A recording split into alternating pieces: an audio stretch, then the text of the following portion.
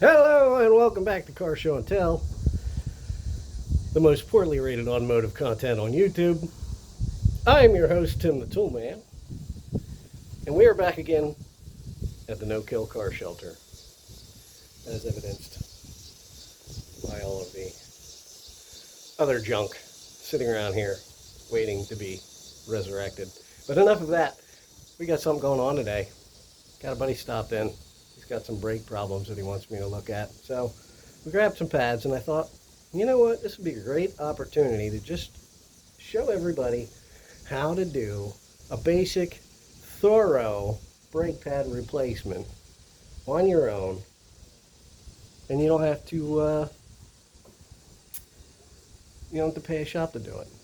So this should be fairly consistent for most front brake systems, disc brake systems. So if your car is equipped with front disc brakes, you should be able to follow along and things would work roughly the same. Some fasteners may differ here, there, but the general consensus is the same. So let's outline this. Jack car up, take wheel off, caliper off, pads out, clean everything up, lube it, pads in, caliper back in, wheel back on, put car down. That's a general outline. So let's get into the details. You can see how it's done. And if this is something you need to do on your car, follow along. Okay, let's get started. Well, here's our patient for the day. This is a 2009 Kia Spectra with the sports package. Ooh, classy. Okay, so the first order of business is we have to get this thing off the ground and get this wheel jacked up. And I've got my jack up under the control arm. So I'm just going to go about jacking it up. So there we have it. Our tire's off the ground. And I should remind everybody that our e-brake is set. So our back wheels aren't going to go anywhere. And that means the whole car ain't going to go anywhere. And it's not going to move while we have a wheel off. And we're working on it. Now, I just have a jack under here. And that is all you need. It's not all you need to do it safely. The smartest thing to do would be to jack it up and put some jack stands under it. If you don't own jack stands, you can get by without that. So I just have a jack under here. The safest way to do it is avoid putting yourself under the car while it's only supported by a jack, because hydraulic things can and will fail. So follow my advice at your own risk, or follow or do what I do at your own risk, or buy some jack stands if you have the money and set it up on those, which would be the safest thing to do. So we're going to take the wheel off. Be right back. Well, we have a small complication. One of these lug nuts was corroded on, and it did not want to come off. And that's what happens when that happens. This broke the stud. The nut has the rest of the stud stuck inside of it. And you might think, oh, that's bad. But it actually isn't the end of the world. So we're going to get that fixed today too. But I'm going to set the camera up and we're going to start in on this. So right here we're staring at the front brake caliper. And most of these are attached. These are floating calipers and they should move on some slide pins. And they're fastened behind with a pair of bolts. Sometimes it's nuts, sometimes it's Allen head cap screws or reverse Torx or whatever have you. Different manufacturers do it differently, but the end result is they're generally screwed to a bracket. This part being the bracket, this part being your caliper.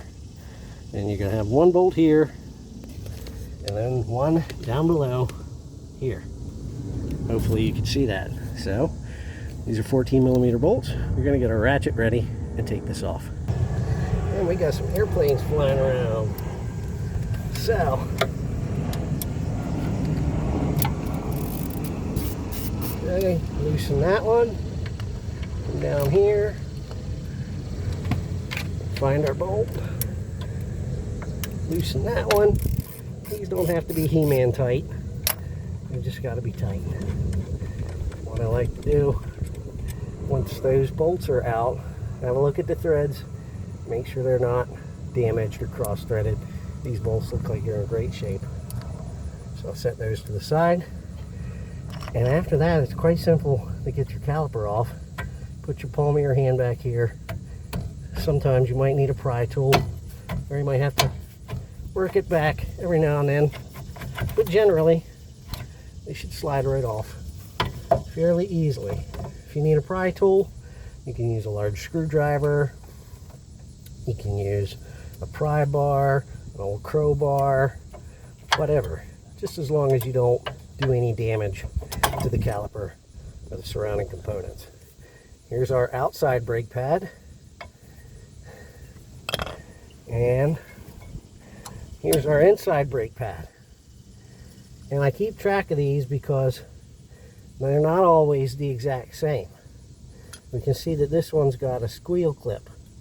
So as your brake pad wears down and gets to the end of its service life, this clip comes into contact with your rotor, and as the rotor spins, it squeals against it and lets you know that your pads are worn and absolutely positively got to be replaced.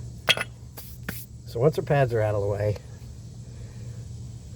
there's a pair of clips in here, and these are usually stainless or some type of material that's not very easily corroded. And the reason that the manufacturers like to use this is to give the pads a nice smooth non-corroded surface to slide against, because as they wear, they're going to slide across this bracket.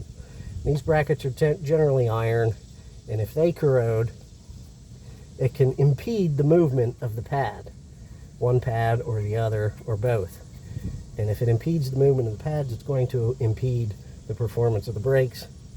So these are generally used just to give the pad a nice smooth surface to slide across.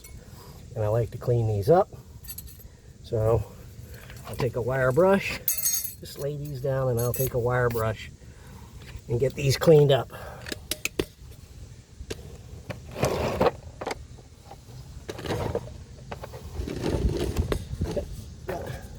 Let me move this.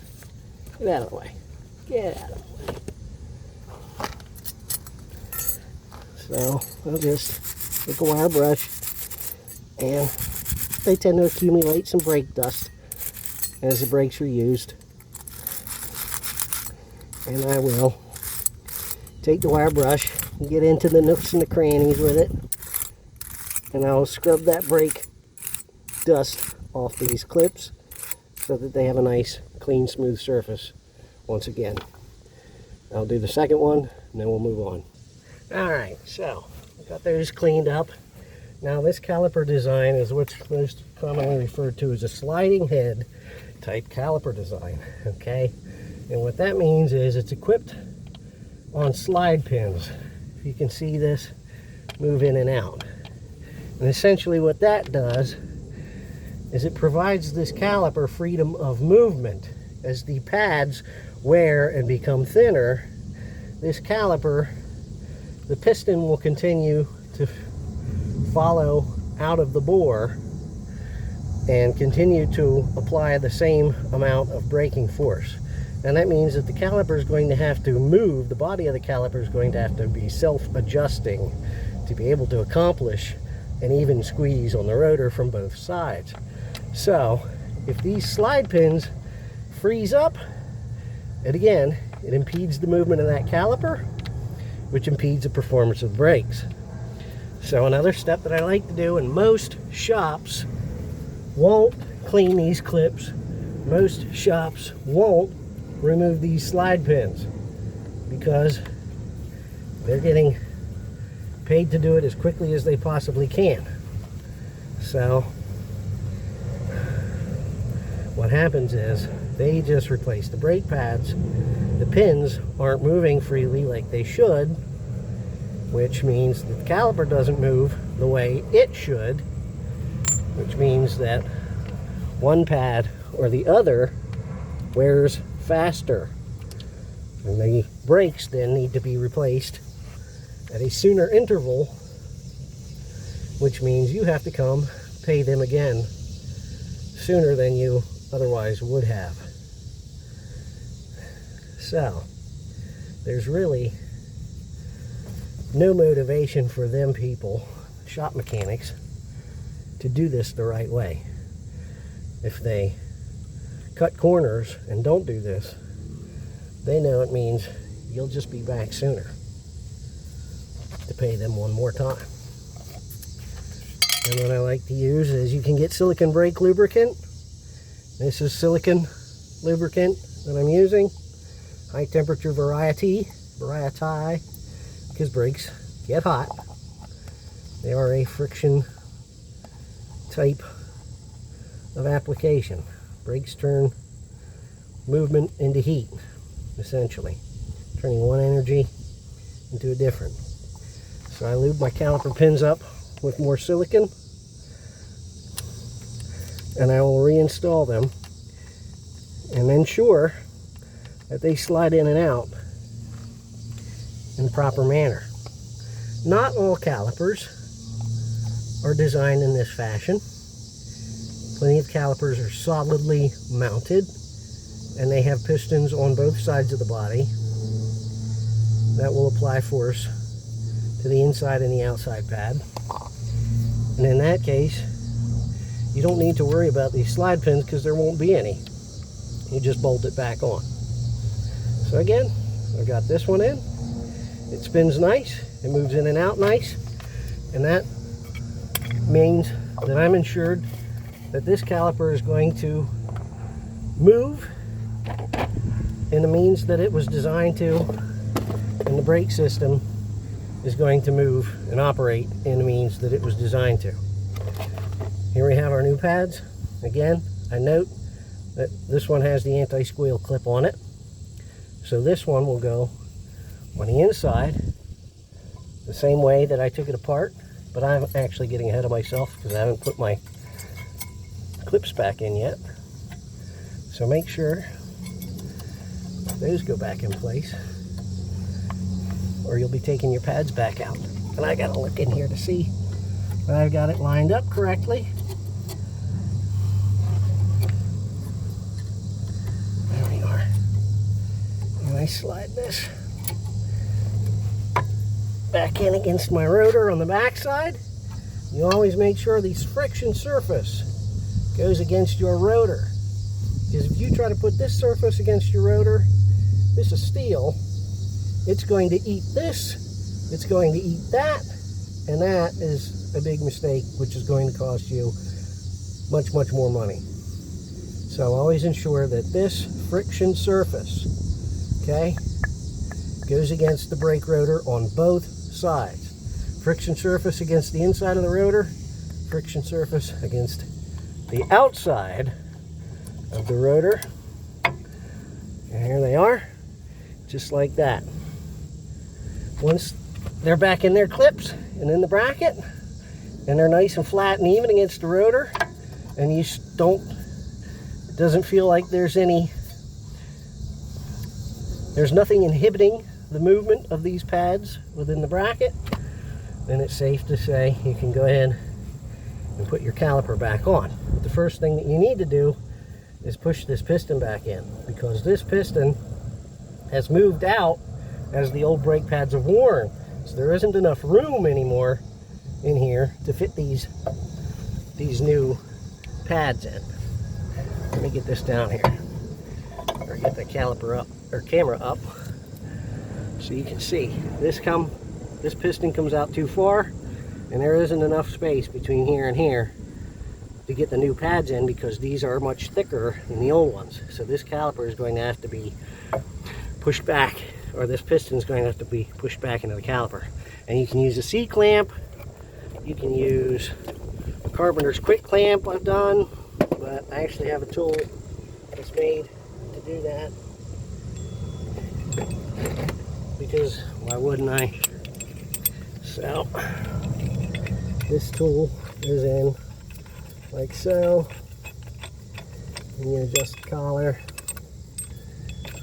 and you use this to apply force and push the piston back into the caliper housing eventually. This one's from Horrible Freight. It's probably the most affordable place to buy one, unless you want to look on Temu or Amazon or what have you.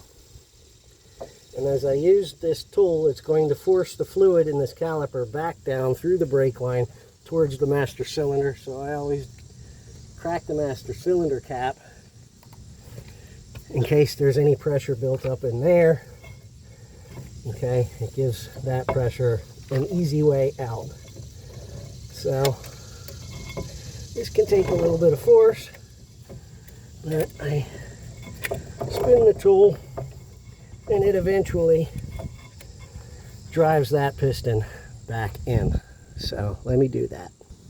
Now, my master cylinder cap's back on, my piston's driven back in, and that means we're prepared to slide this caliper back over. You might have to move the slide pins into the bracket slightly to get your caliper back on.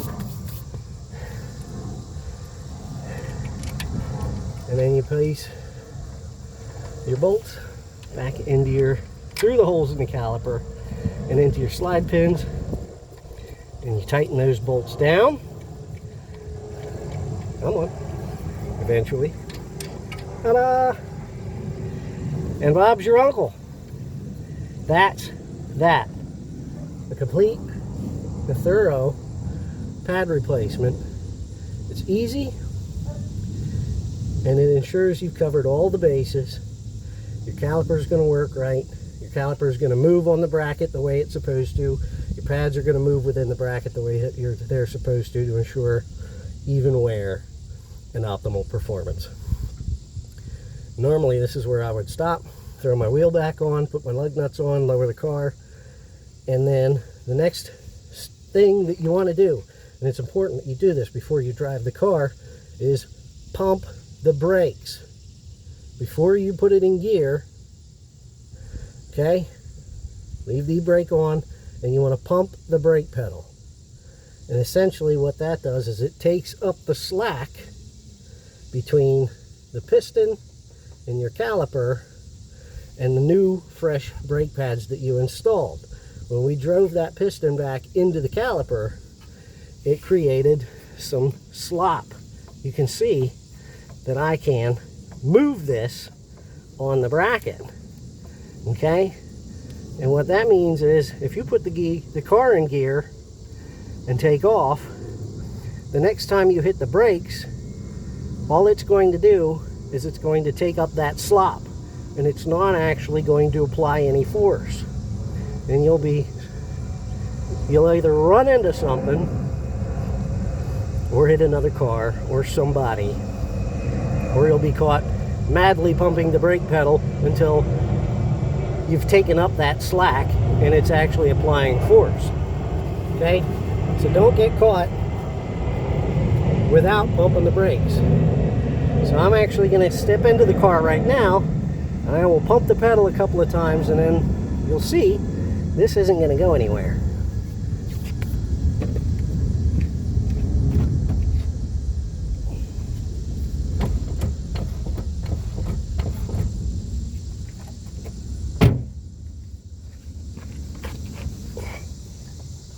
Okay, the caliper's not sliding anymore.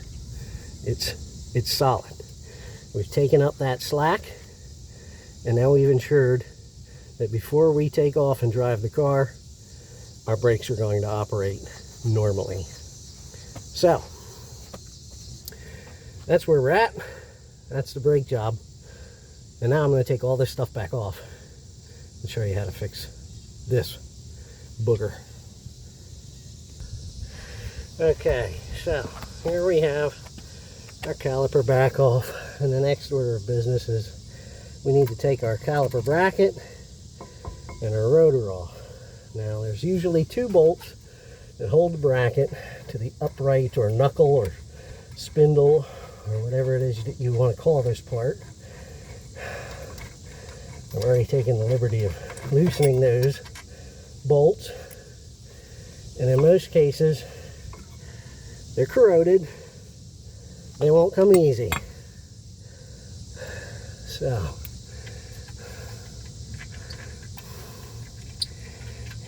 this one's definitely corroded. It's been in there a while, and I have no idea where the washer went, but I'll find that later. And our bracket's off. It's probably rolled under the jack somewhere. Yeah, oh, found it. That's good. Okay. So the next thing that we have to do is pull this rotor. Now, most rotors slide on, slide off. They're not really fixed to the hub, but this one is fixed with a couple of Phillips head screws, and a lot of times they can present a problem. So we'll see how easily those come out. So here's what I like to do. I have a hammer, and what often happens is these screws will corrode into the threads of the hub behind it. So what I like to do, being careful not to strike any of these studs, is I like to give the rotor a couple of sharp taps close to where those screws are as a way to sort of shock that corrosion in an attempt to loosen that bond. And that is not PB Blaster. I thought I had PB Blaster. Hang on. Now I've got the right thing. Some Blaster, some creeping oil that you favor. You can give those two a spritz. If you can reach the backside where they're threaded into the hub, that's a good place to put some of that as well, if you're that lucky.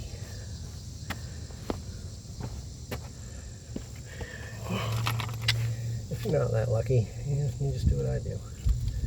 Just do the best you can. So, I've gone at these at times with a regular Phillips screwdriver, and that can work. But if you have some, if I can get it off here, if you have some of these damn things, you can attach it to your ratchet and use that. Let me get it off the package. Now, engage this as well as I can, put as much weight in as I can, and hope it comes out. It's not. That one won't come out.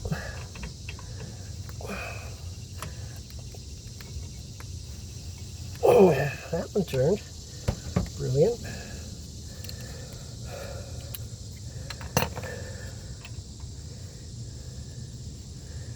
Okay.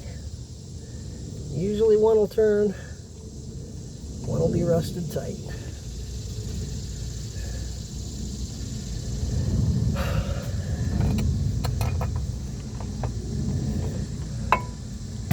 Whoops.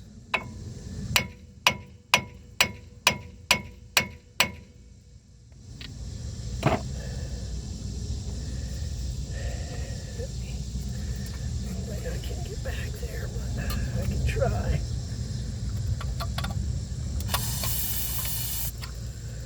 Maybe I hit it. Maybe I didn't. But I tried.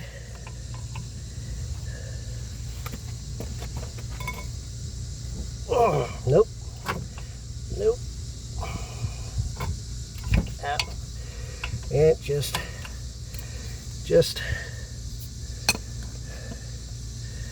stripped.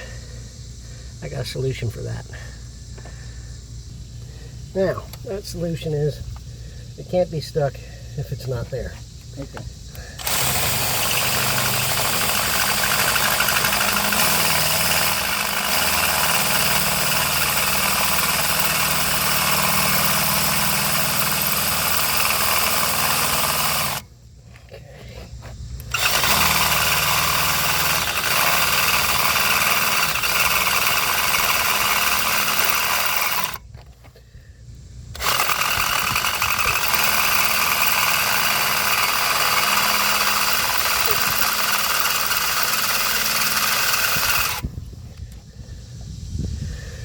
No ways to go yet. You don't need a sharp bit for this, but I'm lying. Yeah, you do.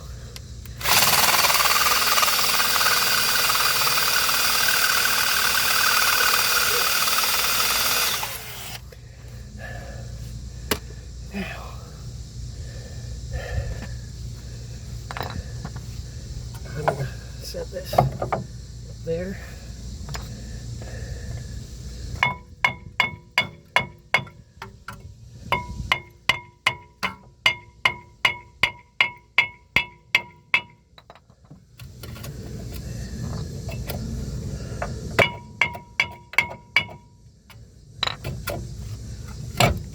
Here we have it.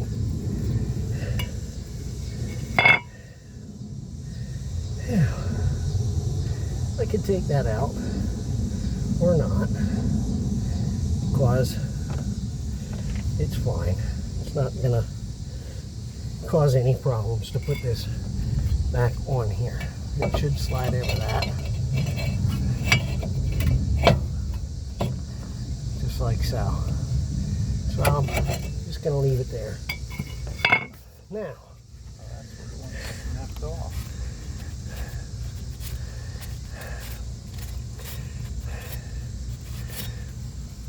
what I have to do is put the car in neutral so that I can turn this hub around and get this broken bolt over here where I have a good spot to Okay. hammer it out of here. So I just Now, confident. once the car's back in park, I know that's not going to turn anywhere anymore. And all I have to do now is carefully hammer this thing out.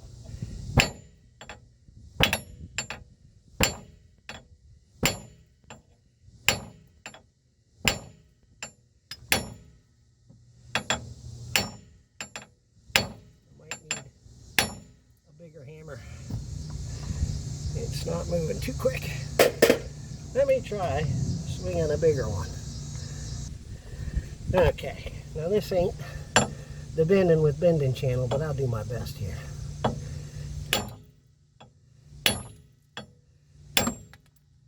And that's out.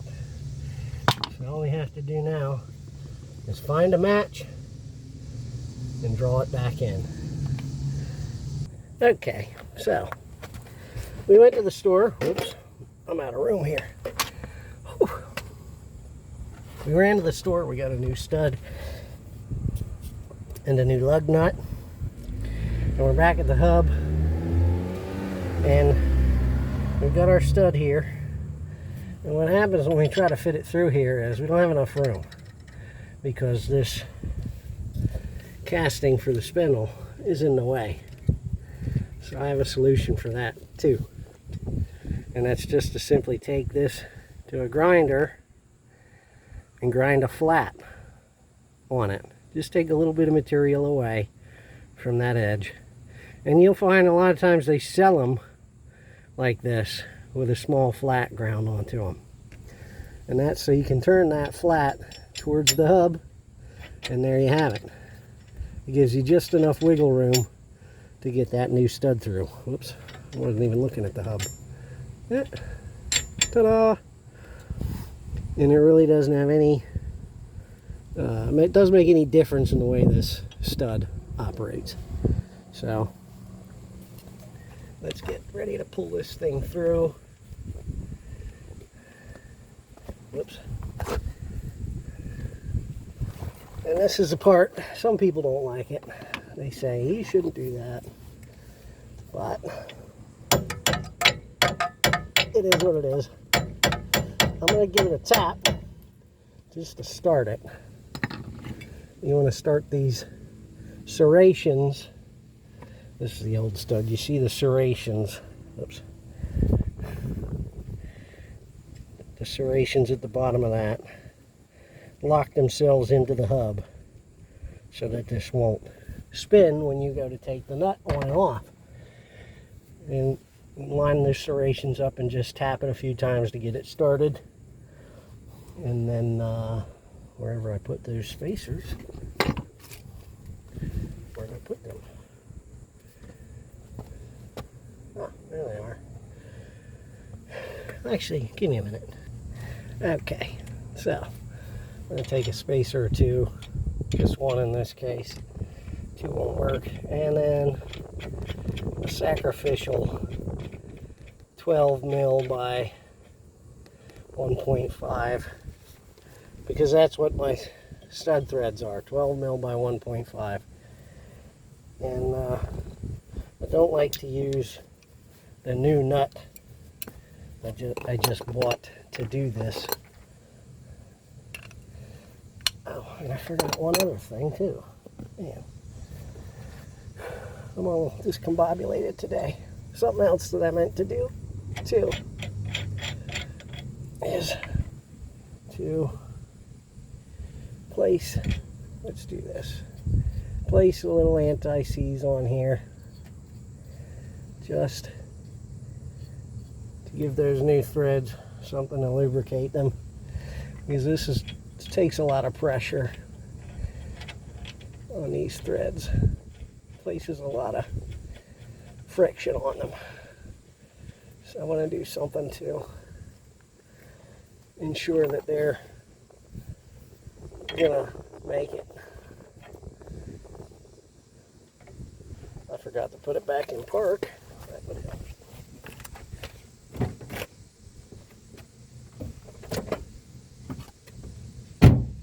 Now it won't go anywhere.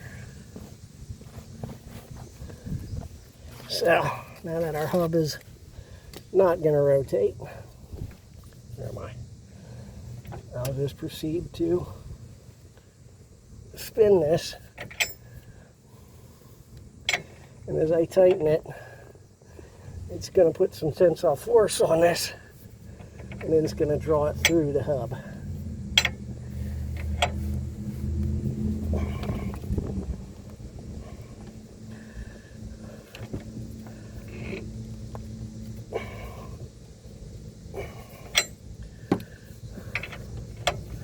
The alternative to doing it this way is to take the entire hub off the car and to put it in a press. Press this new stud in, which I have a press, but I don't have is the extra time to do it that way.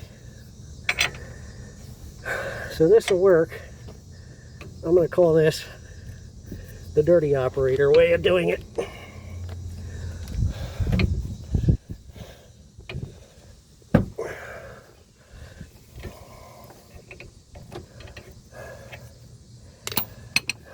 Oh, about halfway. I'm going to put a little bit.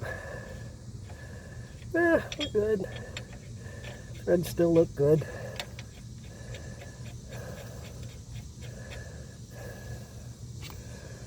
Okay.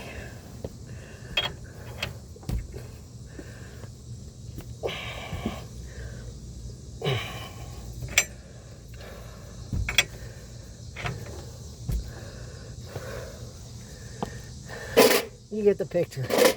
We're going to keep turning this until this stud bottoms out on the back side. So there we have it. It's drawn all the way through. So I can spin my lug nut and my spacer off, and there we have our new stud in. So that's how you can get that job done in a pinch. Huh. Now all I gotta do is just put everything back together. Alright, so I'll put our disc brake back on. And if you're worried about this other screw, you don't really need to be. Not worried. We still got one screw in one side holding this thing on. And even though that's only 50% retention than it used to have, it's still retention. Yeah. So I'm not worried about it. Okay. With the other one just... And there we have it. One wheel back on, 4 lug nuts again, the way God intended it. So, we'll wrap this up. That's it for now, guys. Basic brake job, and if you break a lug stud, not the end of the world. Alright, hey, appreciate you guys watching. I'd like to thank everybody who subscribed and supported me. If you haven't done that yet, please feel free to like and subscribe. And what else did I want to say? Well, whatever it was, I forgot it. So, hope you learned something today. What to do or what not to do. I'm Tim Toolman. Thanks again. Bye.